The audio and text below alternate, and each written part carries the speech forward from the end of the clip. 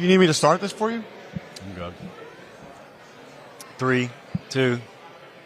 You know what? You can start it for me. Go ahead. Welcome in SEC Media Days. Josh Pate alongside Cole Cubelic for whatever platform this is going to be on. It has been an interesting week for us, but not so much for information coming out of Media Days. It's been a little bit quiet outside of McElroy running his mouth. Yeah, it sucked. All right, Cole Cubelic alongside Josh Pate. We're here at SEC Media Days. Here we go, sir. Here we go. No, we're going to roll that whole thing. Like, I'm going to air that whole thing. I'm fine with it. You don't see a team to beat in the SEC, do you? Do you think there's a definitive team to beat? I think there are a couple of teams at the top. You could probably take your pick in a grouping of 1 through 4, Alabama, Georgia, Texas, and then LSU would be one that I guess I'm now allowing because so many other people want them there, which is odd because normally you would have to have a quarterback for most people to pick you to win the SEC, but not as many people are on LSU. Yeah. I wouldn't put one of them ahead of the others. I kind of classify them together. So, no, there's not a definitive team out in front, but the classification of teams behind them is what I find most interesting about the league this year. Yeah, I've actually heard you talk about that because I want to spend a little time on that. I'll shut up then. I'll be quiet. Yeah, well, they may haven't, though. Do they know where the podcast is? Some would say yes. Some shows that are emanating from over there would say no. I don't know. I may or may not have appeared on that show this week. I saw you on by it several times, though. Not to be specific. The quote of the week was from that show saying, just love like your work you're doing on that podcast and those things. Love it. One day it'll get a name. You're a NASCAR guy at all? Tuesday Date Night podcast? Just drop it. We'll let you promote it. Why not? Why not? Has nothing to do with NASCAR, but just promote it anyway. In NASCAR, like if you turn on Talladega, I'm not a racing expert or anything, but I know when you have like a lead pack of cars, if they're all going 190, there's no skill in knowing who's going to win that race. But number two, if one of them goes down to 185, they just quickly fall behind the pack. So I think of the lead pack of teams in the SEC that way. Because they send out the ballot. Like they email us a ballot. You can fill it out or not, but it's your order of finish in the SEC. And they literally have you do 1 through 16. So as a mental exercise, I was sitting there doing it last night. And I looked, and you could go any combination of Georgia or Texas or Alabama or LSU. Let's just call that a top 4, whatever. But then if you could go South Carolina 5th. You could go South Carolina 10th. Easily. There's no change. Like there's Missouri, no difference in it. 6-10. Florida, 6-10. A&M, 6-10. Ole Miss, 6-10. Auburn, 6-10. But if I were to tell my South Carolina cousin, I got y'all finishing 5th in the SEC, he's like, we're going to the playoff. If I tell him you're finishing 10th, he said, bro, there's no way we're finishing 10th. There's no way we're that bad. And I'm like, there's virtually no difference between 5th and 10th. Not much, but there is. Josh, somebody's going backwards. Yeah. And that's what I find difficult to sort of pinpoint in this is all these teams in Group 2 that we are classifying, who's going to go backwards? Because I don't think Vanderbilt's going to go backwards. Normally we'd sit here at Media Days and say, okay, Vandy, back to what you've always been. Here we go. But that's not going to happen. So is it Auburn? Is it Ole Miss? Is it Tennessee? I think Tennessee takes a little step back, but I don't know if they're going to 5 or 6 wins. Ole Miss, small step back, 5 or 6 wins. I don't see that. So the one thing you left out of your Talladega reference there was when that pack of cars is out front going that fast. Just one thing I left out. What's the other thing that can happen?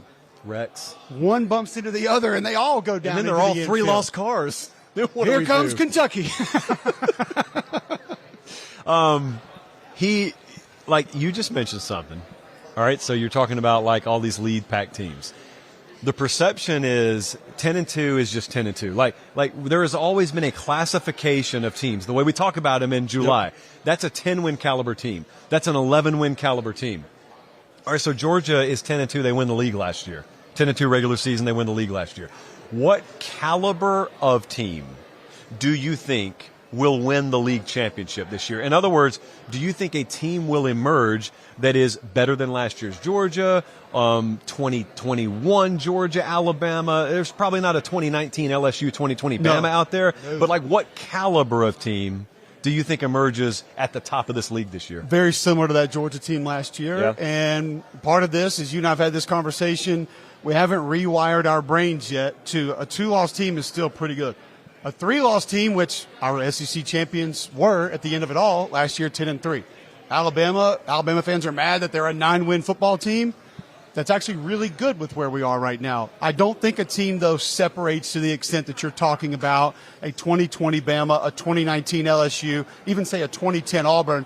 I think it's going to be a 2-loss team. I doubt it'll even be a 1-loss team, because think back to Georgia last year. You're not going to get an Ole Miss team like that again. Right. That Alabama team was still pretty good, and that was a completely bonkers game on the road that you had multiple chances to win. So, no, I don't think one completely walks away from everybody else. All right, it's hard to get information this week. We do get it, though, man. Like, you can talk to coaches one-on-one for a second, but the better feedback is, like, when guys leave here and then they're talking to you. It's like they're loosening their tie on the plane, and they're shooting a little straighter with you, but it pales in comparison to what you get when you talk to them in the spring. But it's like I told you, too, my best information is like 13 minutes before kick. Yeah. Nobody want to tell you anything. They'll be like, well, you know the tight end's not playing. Also, running back's been hurt all week. He didn't even really practice. It's like, thanks, Coach. Why did we even talk during the week? That's all I needed. So similar to what you're saying there. Yeah, same thing. So the feedback you've gotten, whatever you've gotten this week, has there been anything that has changed in the way that you perceive any team, up or down, this week, based on intel that you've gotten just from this event? I'm a little bit down on Auburn. Yeah. After yesterday, hearing Hugh Freeze talk about instructing his defensive staff to essentially make life easy on Jackson Arnold in practice to boost his confidence. Is this the end-all, be-all? No. Does this mean Auburn's going to go 6-6? No. I just don't like that when I know that confidence is the one thing that needs to be rebuilt in him. And you and I've talked about it. It's got to be rewired. Like, if this is Jurassic Park, you got to go in the lab, pull the DNA out of the mosquito, and make it different for Jackson Arnold. He can't be the same guy that he was last year.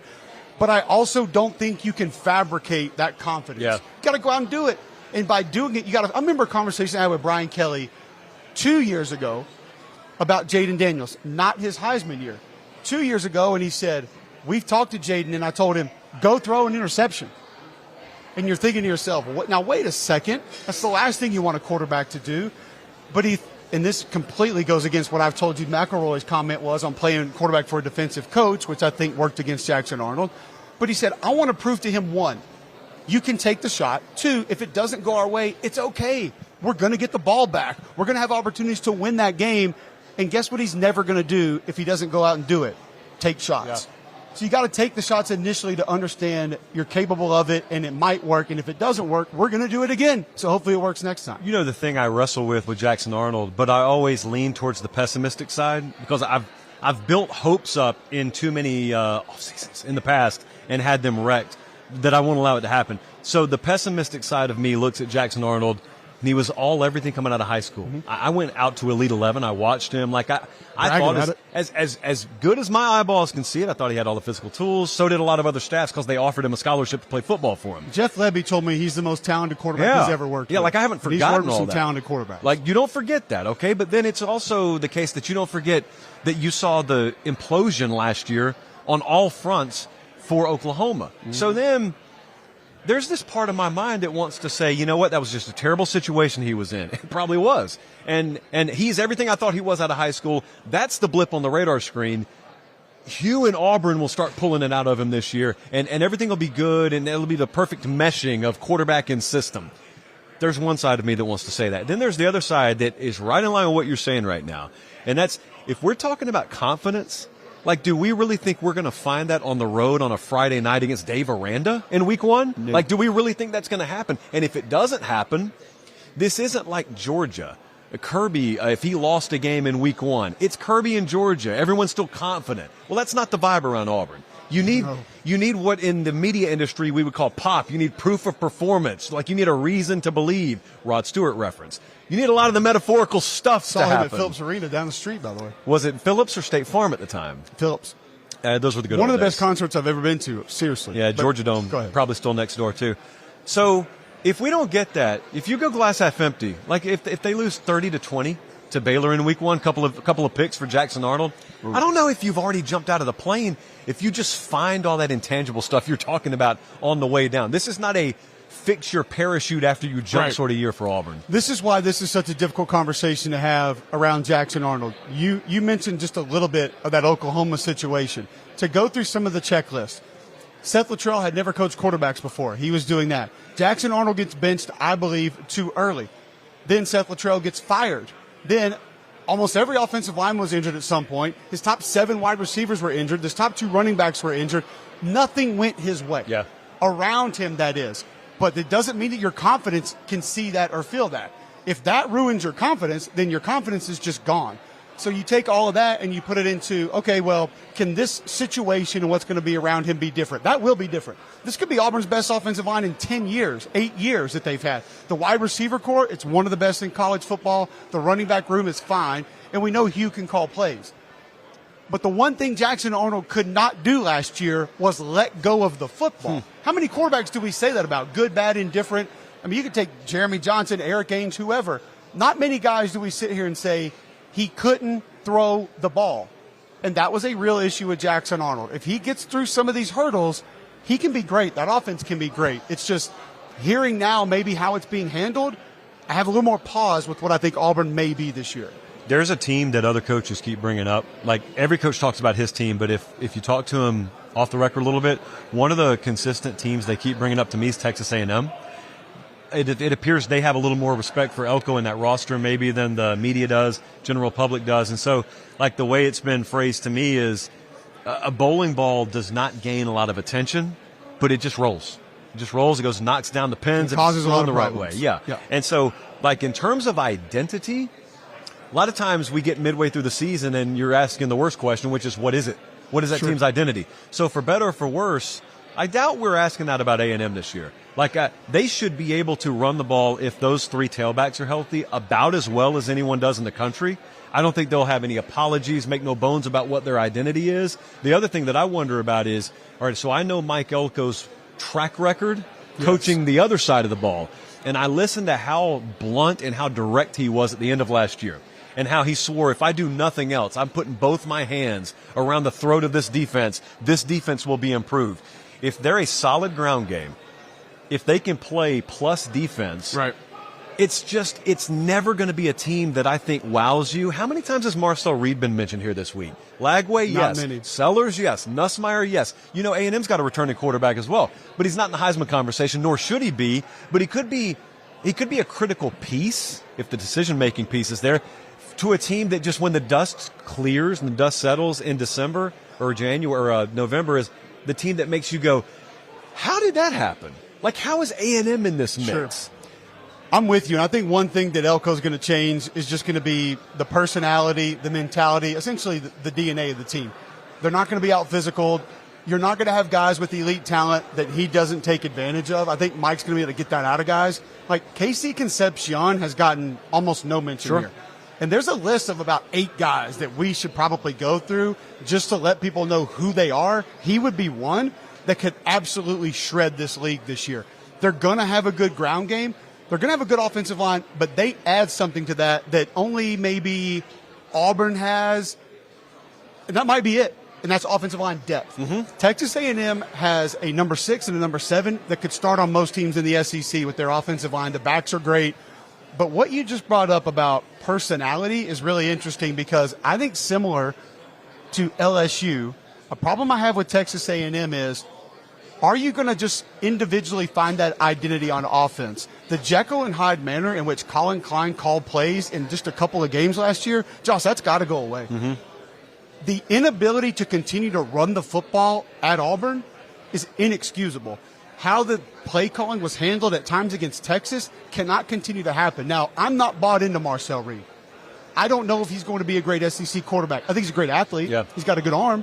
And I think that they can design some things to where he can help them play winning football, but they need to know what that is and who they are as far as how they do it. See, I remember when we went there in the spring, one of the first people I saw when I walked in the building was Colin Klein. And so he's just so immediate to point out what you were talking about.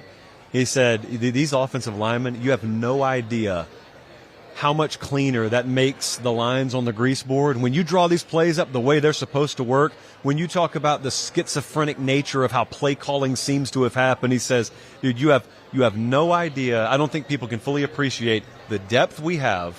And the I think the way he phrased it is the willingness to learn, the willingness to be a sponge that Marcel Reed has about him, more so than like all-American playmaking ability. He said, if you've got those things, it makes my job a whole lot easier. He said, there's literally no excuse for us. Year 2, There's literally no excuse for me. Year 2, we've got the personnel. Like, we can do what we need to do. Here's what I would want to hear from Colin Klein is who have you added around you or whose role have you either altered or elevated around you? I'll give you an example.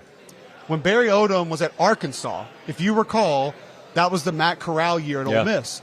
And who was the first team to run that 3-3-5 or whatever, drop 8 that Ole Miss really had some problems with? It was Arkansas. Well, they were so good at it, they stayed with it. And it wasn't a dominant defense, but it was effective based on what they had on offense. And we got them much later in the year. And I said, Barry, there are times I'm watching this defense, and I feel like you're just itching to blitz or bring more guys to the line of scrimmage and get out of this defense that you've never run before. It's foreign to you. And he had a guy that played linebacker for him at Missouri that was sort of his captain, his go-to guy that knew the defense as well as anybody. He was his linebacker coach. And he goes, Mikey sits next to me. And he'll sit there the whole time. He'll be like, Coach, stick with the plan. Stick with the plan. Stick with the plan. He's like, because, I want to blitz 8. Yeah. I want to walk everybody up to the line of scrimmage. But I got this guy who I trust, who I know is not trying to just do something cute for fun, who's reminding me, stick with it, stick with it, stick with it. All coaches, I think, need, I reference it as an FU coach a lot of times. Like, you got to have that guy to say, hey, stop, do this. It's okay. And they're not doing it for themselves. Yeah. They're doing it to help you. And same thing with Colin Klein, same thing with LSU.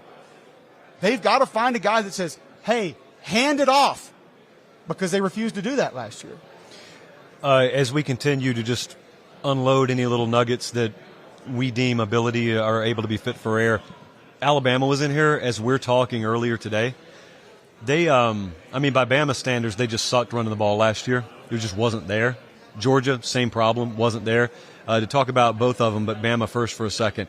I remember we went and saw them this spring, and the one thing that kept getting articulated to me about Ryan Grubb, above and beyond, the DeBoer line of it adds a layer of trust for me, which Sure. I don't think should be overlooked, was if we fail to run the ball again this year, it will not be because we got away from it. The way that, it was kind of explained to me by some folks in the building was we may or may not have had the personnel to do it last year, but the way we called plays sometimes we never would have known because we dipped our toe in it and it didn't work, right out of the gate in the first quarter, and we got away from it. And it's one of a few fundamental problems they had offensively. But if they fail this year, I'll just say I don't think it's because you look at the stat sheet and they've had 11 attempts going into the fourth quarter with Ryan Grubb.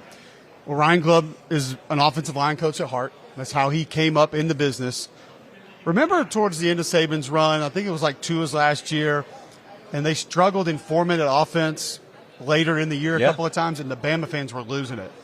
And it had been about 4 post-game pressers in a row that people had brought up not running the ball late. And why can't y'all run the ball and finish off these games? And finally, Saban lost it. He said, let me explain this to you guys. He said, you're asking us to do something that we don't do. He said, so when you give a quarterback the option to hand the ball or keep the ball and throw it, what do you think they're going to do? Because I know what they're going to do most of the time. They're going to keep the ball and they're going to throw it. They're not going to hand it off to the back. Well, RPO offense, you got to creep off the ball so you're not automatically downfield, not like they're calling it anyway. But he was essentially saying, if we want to be that, we got to practice it. We have to live that life. And I think that's where DeBoer is going with Grubb now. They're about to live that life. Yeah. Because it's not like Bama was incapable. Look at the Missouri game last year. Dominant on the ground. There were other games, Wisconsin, dominant on the ground in the second. We had Kendrick Law blocking guys in the first row of the stand. Receivers were blocking. So it's not like it wasn't a part of the mentality. But, Josh, you have to live it, man. Like, you can't just one day say, let's be ground and pound. It doesn't work that way. You got to do it in practice. You have to finish in practice. You need to do it in games to understand how it works, why it doesn't work. And I do think mentally they'll go back to that, and there'll be a little bit more of that this year. I think he's excited about – this is what I took away from DeBoer today, watching him and then having him on our show. I think he's excited about his team. I think last year he was excited about a couple players. That's a good way to put it. That's a really good way to put it. I think also, look, the testament to anyone taking over a new program is when you get into the second full go-around, if you still got portal churn, especially outward portal churn, right, and you're not sort of pushing them out the door, then you probably still lack buy-in. So they're not really dealing with that. I mean, I think Smith went to Notre Dame, a guy that didn't finish a lot of games for him last year. So outside of that, They kept all their guys, which was kind of a theme for Ohio State this past year. But the way I looked at it is that dude, I mean, Kalen DeBoer being that dude, is never going to have anyone feel sorry for him. I don't know of any other person who's been put in a comparable position in recent history that he was in last year, because no one's ever taken over for Nick Saban. In the portal era, in a time on the calendar where the exit door's open, but no one can come in for a little while, and then you're also having to, decide what parts of this building am I going to retain? Like, you go in there just like I do. There are critical parts of Saban's infrastructure still there. And then they're trying to mesh with guys that have coached in the Pacific Northwest. And it's kind of a weird dynamic. And again, no one's, especially him's not going to ask you, hey, feel sorry for me. I just felt like last year was played on the heels for that program. Have a little bit of understanding of where it all is. Also, let's think personality-wise. Malachi Moore at the end of the Vanderbilt game. Jalen Milroe getting in Ryan Williams' face after a pick against Oklahoma. I don't recall a lot of Saban guys doing those things. Yes. But to flip that around, when you're Kalen DeBoer, how much of an iron fist do you want to attempt to rule with that early? Now, there's two schools of thought there. One, Tommy Tuberville when I was at Auburn, blow it up, run everybody off. And you know what? If they go through all this crap that we're about to put them through and stick around, maybe they got a shred of toughness and we'll find a way to use them. But we want you all gone, basically. Well, they're too talented to do that. Right. There's no, in this era of trying to get guys in through the portal, back out of the portal, you can't really live that way. So I think there had to be a little bit of operating with kid gloves year one for DeBoer. And he realizes now he doesn't have to do that because these are guys that want to play for him. Not, oh, I'm not playing for Nick Saban anymore. I can act however I want or do whatever I want to do or wanted to do the whole time. And I've got this free reign now. So I think that buy-in that you mentioned, I think it comes with even more of how he's going to be able to operate than just how the players operate individually. I think also what's fun is the way you run your off-season program a year later. I was down there for a spring practice. And like Ballou and Rick and a lot of those guys who run strength and conditioning for Alabama, I had one of them look at me during a practice because I asked him how'd the strength and conditioning portion go. And he just looked at me, like he had come back from a funeral. And he said, it's not like it was in 1960. It's not like it was in 1990. But I swear to you, we pushed every limit we possibly could in this last program, in this winter program. We just put these dudes through. So anyone who came out of that, I promise you wants to be here. I promise you they do. Go over to Chattahoochee. Go over to Georgia for just a second. Go wherever you want to. Like general thoughts on them within the context of last year coming into this year.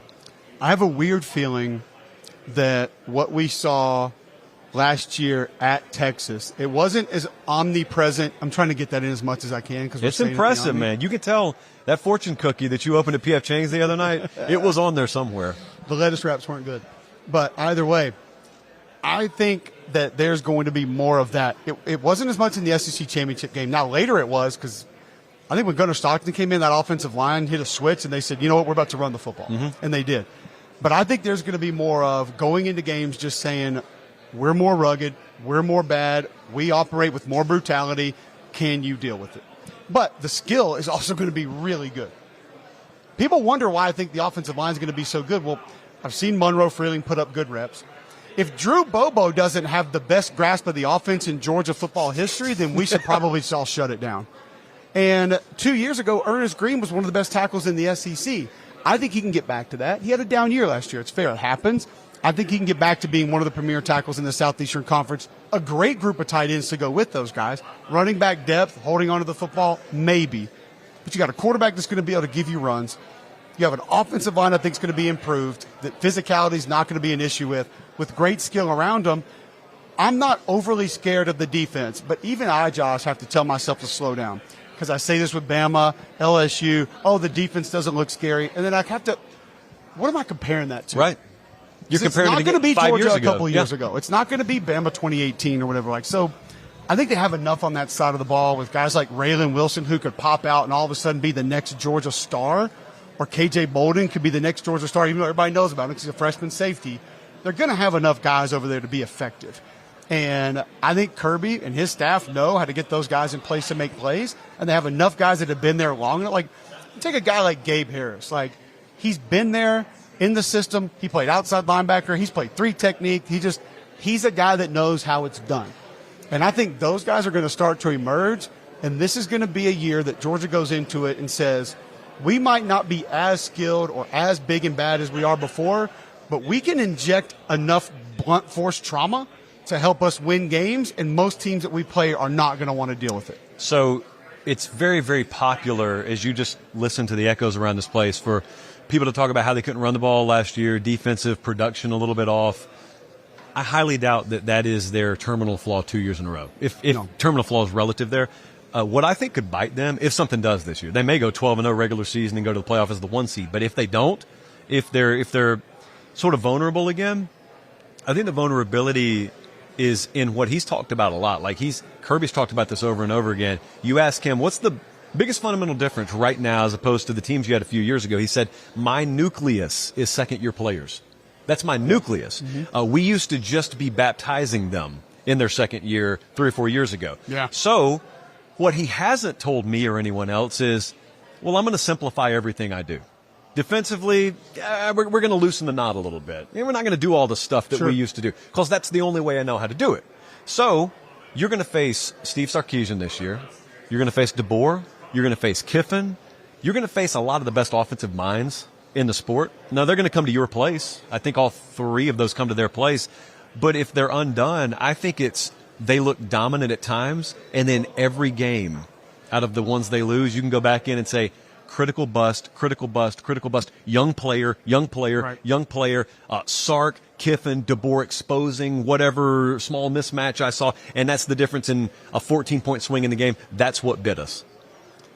I'll give you one name where I think going up against those kind of guys and those kind of offenses could end up making a massive difference this year, and that's Elo Madozi? Elo, yeah. I was saying Elo. I think it's Elo. The Army kid. I've been corrected. The Army kid. Who is as twitchy, as quick, as fast, as bendy as any edge rusher Georgia has ever had. That's Jarvis Jones, idiot. Now, he might not have the bulk and the strength, but if you're talking about get off, flexibility, quickness, twitch, he's got all of it, and his motor does not quit. He's a great fit for what they have and what they need and kind of what that program is. When I'm talking about getting back to just, we physically are going to be more than you. Yeah. And not that he's going to overpower people, but also think bringing his mentality into that defense from where he's been just makes it a great fit. I think you're going to have more just dogs, on no pun intended, on that side of the ball that just find ways to get things done as opposed to first-round draft picks that overpower you no matter what. Yeah. What do you think about the personnel, defensively especially, but you can go anywhere you want to, at Florida? Love Caleb Banks. Yeah. Caleb Banks, again, Elo Madozi was just one of those guys. We could run through a laundry list of guys that we're going to mention that no one's talking about in this whole 4 days that we're here. Well, they don't know him. And Caleb Banks is one of those guys. He is a legitimate takeover interior defensive lineman. And we used to come to media days, and every team had 2, some had 4. One might have 1, but they were all over the place. But the Jeffrey Simmonses and the Derek Browns and the Jonathan Allens, they don't really feel like they're as plentiful as they were at one time in this league. He is one of those guys. Yeah. The front is going to be solid. The linebacking core is going to be good. I worry a little bit about the secondary. But that offensive line, with how they operate, you don't have to be Orlando Pace or Alan Faneca in that offensive line running stretch play as much as they do. Here's another name, Jaden Baugh, who I think, if they didn't have 2 running backs, would easily go for 1,800 yards this year. 6'1", 235, legitimate wiggle, can run past you, over you, through you, and then can give you a spin move unlike you've ever seen.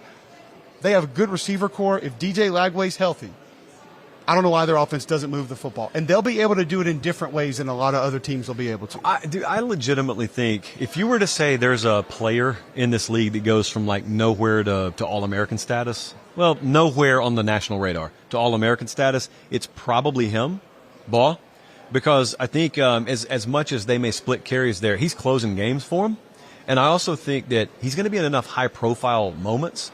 Like, they got Texas coming in there. They're going to go to LSU. Yeah. No, they're going to play Miami. And that's the first half of the season. They do all those things. I really think, man, he's one of those guys. You almost kind of discover him by accident. Like, he gets some more reps last year because of injury. Right. And you could say the same about the quarterback position. But you know what? If you think that bad luck and bad breaks are a thing in this game, then don't ever apologize when something just happens to fall in your lap. Don't ever apologize for that. And I assume Billy Napier doesn't. But the other thing I think about with them is, everyone's so caught up on schedule. Like, I can't tell you how many times I've heard this week or in general this spring, people say, what do you think about Florida's team this year? That schedule. Well, I didn't ask you about Florida's schedule. I want to know, how good do you think their team is? And truthfully, I know this is dirty to talk about. Past Lagway, doesn't seem like people know many players at Florida. Or any? Yeah, doesn't seem that way. You have, first off, this is maybe the deepest season at center in the SEC that I've ever seen. They have one that's really good. The offensive line has a ton of experience. Like, I remember when Damian George was at Alabama, and Nick Saban told me on the sideline before a game, he said, we have to get him in the game. Yeah. He's the most talented offensive lineman we have. Why is he not playing? And I said, that's why you stay with the DBs and make fun of me for watching the O-line, because there's a lot more that goes into it than being talented to actually playing. But now he knows what he's doing. He's in a system that's a little bit forgiving. He's down at guard, so he can be more physical. You got Barber out there at left tackle, who's played a ton. And I'm just telling you, Josh, that is a complementary offense as to the receivers can have heavier or less involvement, running backs, heavier or less involvement, quarterback run. It can be there or it can be taken away. Tight ends can be big or you cannot use them, but also what it can do for your defense. If the secondary struggles a little bit, that could easily become a ball control offense that shrinks the game. How many teams in this league do we look at right now and say, if need be, they can shrink the game tomorrow? I know Vanderbilt can. I think Florida's going to be able to. I think A&M will be able to. I don't look at a lot of other teams in this league and just say they're going to be able to go do that. They can play that style of ball for long periods of games or even the season. The vibe around Tennessee right now, they were in here yesterday as you and I were talking. You know, a lot of people ask the question. It's like default position. If you made the playoffs the year before, but you were one and done, the default position is, all right, how do you build off of that? Or like, how do you take the next step? That's a really popular phrase. And I look at it and I say, well, as far as I know, everyone starts 0-0 again. So like, you don't take the next step. You hopefully you're better than you were last year. But with them, I'm in this very weird headspace where if you know the entire context of where that program was, Heupel pulled them out of the ditch big time. Yes. All right? So then you start to zoom in a little bit more. You know they made the playoff last year. It's a pretty big deal for that program. Absolutely. Or any program. Then you zoom in a little bit more. And you know, well, they got blown out once they made the playoffs, so the season ended on a sour note, but still relative to where Tennessee had been, phenomenal, like incredible improvement. Okay, so you're supposed to feel really good coming out of a playoff year, and I did about Tennessee. Having said that, if you were around them last year and you talked about anything other than the 2024 season, they already knew last year our offensive line situation could be a little precarious next year. They knew that before they ever knew the Nico drama was going to pop up. So my point there is they probably didn't know they were going to be as good defensively as they were last year, but they ended up being really good defensively. So you have a lot of attrition. Then you got the Nico stuff happen. My perspective on them was already this may be a little bit of a reset year. But now with the Nico stuff, I haven't changed my opinion. I still think it's going to be a reset year for them of sorts. There's this headspace I'm in right now where if they're an 8-4 team this year, all 4 losses are competitive. They don't go to the playoff, but in the aggregate, they developed a lot. They got a ton of returning production for next year. Yep. They got the number 1 quarterback in the country coming in, and you planted the flag for your program harder than any head coach has in terms of taking a stand on the Nico front. No doubt. There's this really weird way they could come out of that kind of season, and I could feel better about them even than I did coming out of last year, and they're double-digit wins in the playoff last year. I don't think there's any doubt. And I've actually started to pump the brakes on myself a little bit because I think we all saw the Nico situation, and I was the first one to applaud it. The nation applauded it. But I warned, parentheses, with that, are you okay to accept an 8-win That's season? right. Because it's probably coming. Nico made plenty of mistakes last year. He missed throws. He missed reads. But it was that ceiling that we all saw, the possibility that we saw of where he had the real potential to take them. Joey Aguilar doesn't have that. Now, that's okay. He's got to cut down on the turnovers. He still played a ton of football. Sure. Now, there are fundamental portions of what he's going to be asked to do that he's never done. You can. I talked to Josh yesterday. I asked him on set, I said, try to explain some of the details that go into tempo, where the receivers line up, where receivers run to for the next play when they know they're not getting the football. What official to hand the football to when a play is over. You have to learn all these things, Josh, and that's different for him. But then I asked myself the same question with him that I've been trying to tell people about Lane Kiffin. Who was the last quarterback for Josh Heupel that wasn't good? Yeah. People will say Joe Milton, and I would respond to, I think they got everything out of Joe Milton That's they could have right. gotten. Because Joe Milton was never going to be a great quarterback. He was a great talent playing quarterback, and that's okay. Joey Aguilar has proven he's a quarterback. All he's got to do is be good in this system, and he'll be fine because the receivers are talented. You got a good group of tight ends. And then I got concerned about running back. Up until last week, I'm going to give him a fair shout out here. I had Austin Price on the show.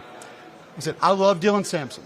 I love how he presses the line of scrimmage. He makes offensive linemen right. He follows his blocks and presses his blocks. He started going through a laundry list of guys that have rushed for 1,000 yards in Josh Heupel's offense. Yeah. And I They're was good like, at it, man. maybe I'm a little too concerned about the loss of Dylan Sampson here. Now, the offensive line stuff, I have no counter for. You can't offset it. You can't tell me 5 stars are coming in. It doesn't matter. Now, this offense can get around it a little bit. They can escape a little bit of the physicality they had last year, but I had Tennessee probably 5 times the last 2 years. There was one guy that consistently was mentioned, we can't lose because we don't have another one. We cannot lose that guy. And it was not Nico. It was Cooper Mays. Was the guy they kept coming back to and said, if we lose him, don't know. Yeah. And I got that answer from a couple guys. Honestly, man, don't know. Don't know what we're going to do. We don't have another guy like him in big games that can handle everything up there the way that he does. Now, Javonte Spraggins, he's going to give you 2-3 penalties a game, but he also brought an edge. He brought some extra fire, some extra intensity that I think was infectious. And John Campbell was literally taking Virginia defenders into the tunnel in Nashville. You don't have a bunch of those guys coming back. Yeah. Lance Hurd might be great, but you need some others, and they need some continuity to go along with a new quarterback. So there's going to be bumps in the road, but that D-line's still good. The linebacking core is still good. They might have the best corner in college football. You got a couple safeties back. Tim Banks is going to do a good job with the defense. They're going to be solid. Dominant? Maybe not, but solid. And if some of the other parts of that offense get going, it's not going to be this completely fall off the tracks like some people think Tennessee's going to suffer. So we'll wrap up here with just kind of a generic 50,000-foot view. I want to, again. No one's talking about Missouri. Well, I was about to bring them up. I want to caution people. Here's what's impossible to happen. What's impossible to happen is everyone who is expected to take the next step takes the next step.